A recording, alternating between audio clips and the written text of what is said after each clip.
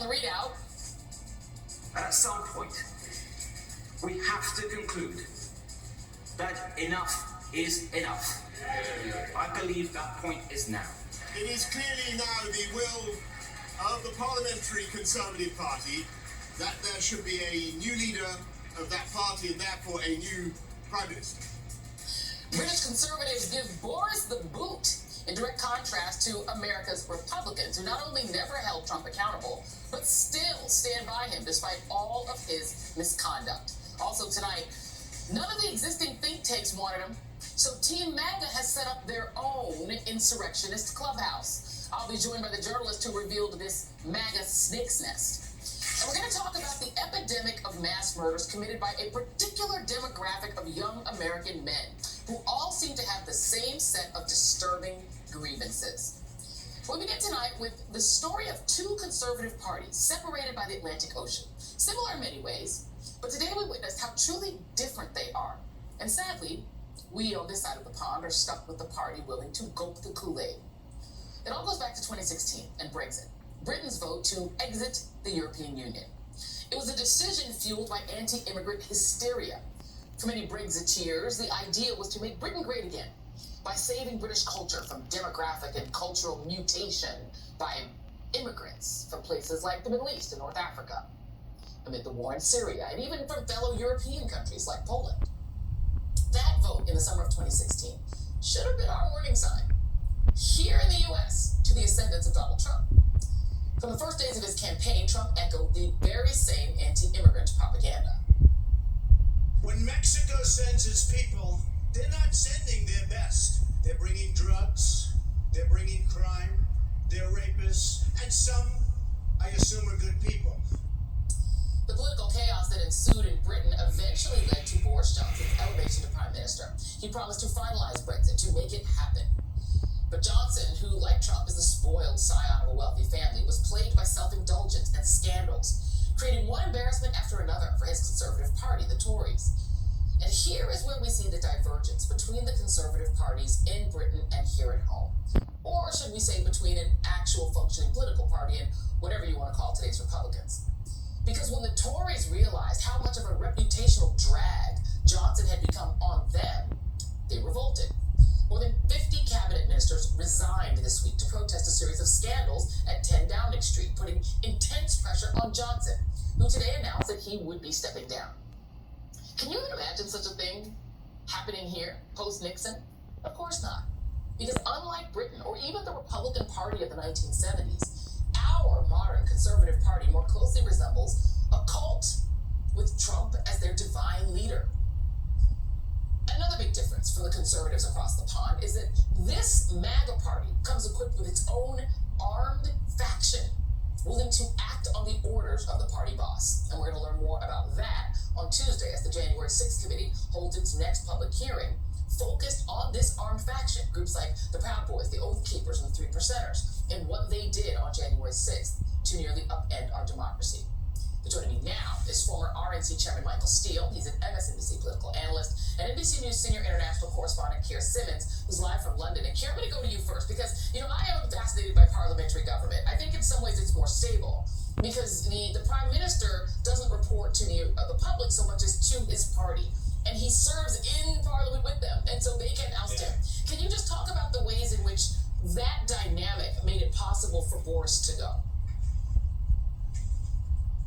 Well, Joy, I woke up this morning with commentators here comparing Boris Johnson to Donald Trump in the sense that he wouldn't concede, he wouldn't say sorry, and then just a few hours later, watched him here in Downing Street come out and make that resignation speech without ever saying the words, "I resign." It was, in a way, a triumphant resignation speech, claiming that he had a huge mandate from the British people.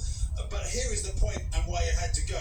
He had to go because of scandal after scandal. He had to go because his own party decided he couldn't win another election. But it was possible for him to go because he is not a president, he is a prime minister. So when he won that huge landslide election, last election, big as Margaret Thatcher, historic, it wasn't him that won it. He was leading the party. It was his party that won it.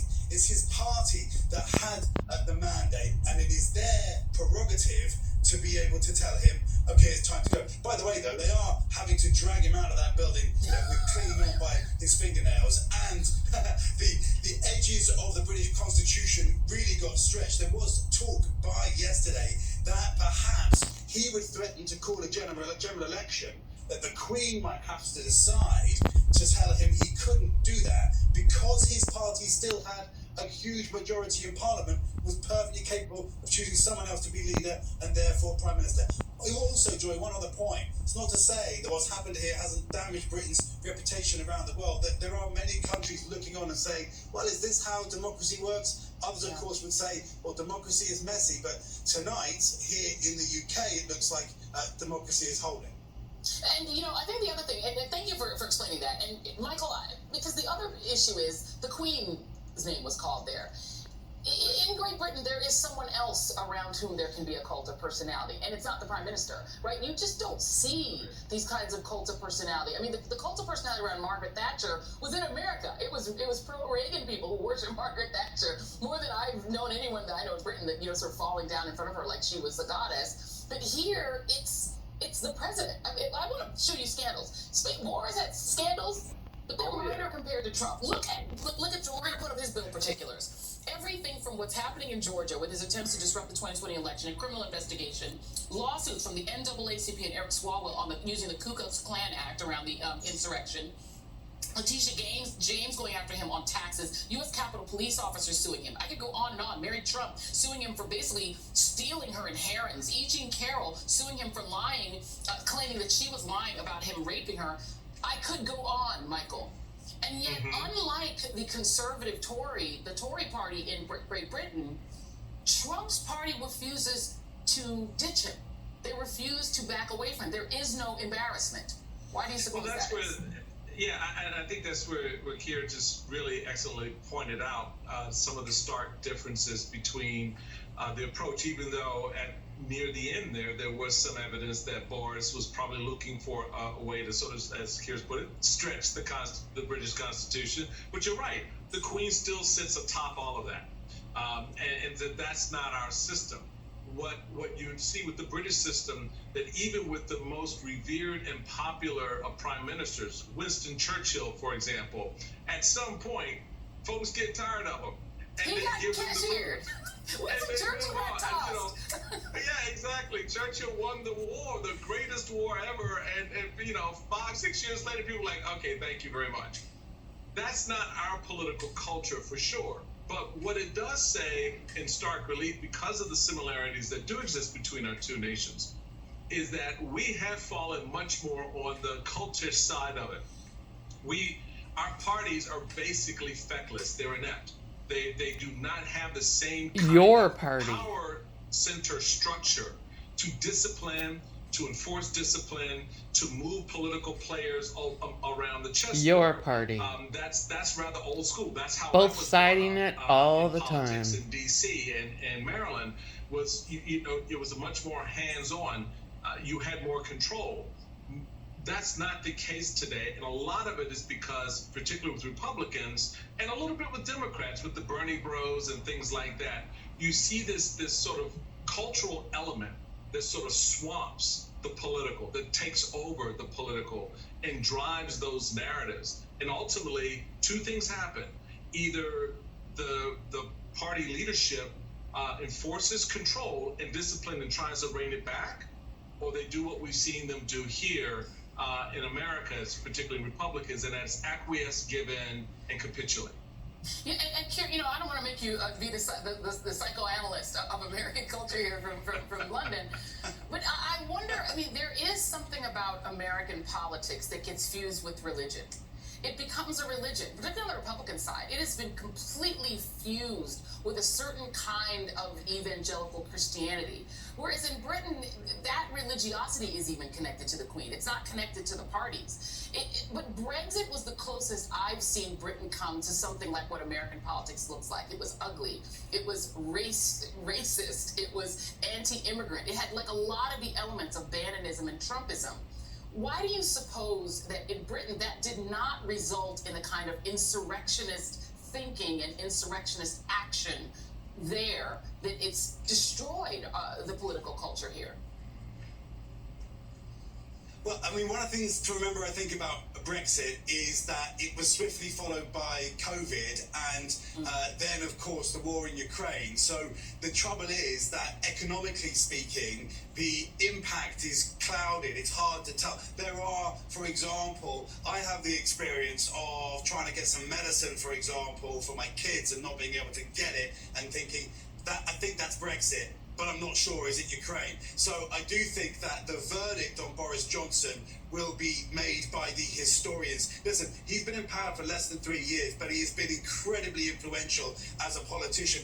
And in some ways, in the same way as President Trump, there are many, many differences, but he has been the kind of politician who seemed to be able to kind of walk on water, to defy political gravity and to do things that no other politician could. I do think there is a culture here in the UK of ruthlessness in politics, a lack of respect, which in a way has some benefits. There was an old left-wing politician called Tony Benn here many years ago who used to say, the first thing I want to know about a politician is how do I get them out? And if Boris Johnson has to go here, you will see the removal trucks outside this door very, very fast. There is a debate tonight about whether he will even make it to the ford, as he says that he wants to, by the time a new leader is elected. I should just say one thing: we just should be careful comparing systems, because circumstances change, systems creak in different circumstances, and we've certainly seen the British democratic system struggle, particularly when there's not a clear majority in Parliament. That's an issue with the parliamentary system. In France, they've got Macron as a president, who is now, there's a political paralysis because that Parliament has gone the other way. So every system has its challenges and also its strengths. And every system has its Trump, because they've got Marine Le Pen in France, who is equivalent to what Trump is doing here. So it's kind of everywhere in Europe. And, Michael, but here we just have a different toxic mix. We have guns aplenty, like guns We have everywhere. liars. You have armed factions that can easily Propaganda on threaten Fox. the Republic physically. And then you have this particular power that the administrative state Accepted has. by We've got American this story about the IRS. officials. It's very hard to imagine Unfathomable. that both Mr. Andrew McCabe and Comey both get super audits, and that's now sparked an investigation. There are ways that you can do retribution from the White House here. We don't know that that's what happened, but that sure is what it looks like. That you really can't do in a lot of other countries. The presidents have a lot of, power that they can use individually. Well, that executive authority is primary, and it was one of the big issues with our founders about the checks and balance between that executive authority and the legislative authority overseen by a judiciary. And what we've seen in modern times, certainly post late 20th Which your century, party is trying and to early parts of erase. this century, is a reflective reaction, if you will, to that administrative state, which is what Trump came in talking about, going after it and beating up on it. Reagan As you sat mused by about and it let and them. had some nice quips about it, but when he got to the presidency, pretty much kind of used it the way other presidents had used it. Same with other Republican presidents. What? But with Trump, it was really about deconstructing that administrative state, which is not something that we've seen in European history, recent history at least. So there, to Keir's point, there's some real big differences that you can't overlap and say, one-for-one comparisons, because what drives us beneath are a constitution and bills of rights and so forth that are driven around abortion and guns and things that are enshrined one day, and maybe, as we've just learned, not so much the next day. Yeah, and kicked under the bus the next day. That drives the body politics. Well, when this all happened and we heard the Boris news this morning, there were two people that I wanted to talk to, and the two of them are sitting right here on either sides of me on the screen, Keir Simmons and Michael Steele. Thank you both for being willing to do it, because you guys are the very people that I wanted to speak with. Thank you very much. Much appreciated. All right, up next on the ReidOut, inside the Insurrectionists Clubhouse. Membership is not exactly exclusive, but the names will all sound familiar. The ReidOut continues after this.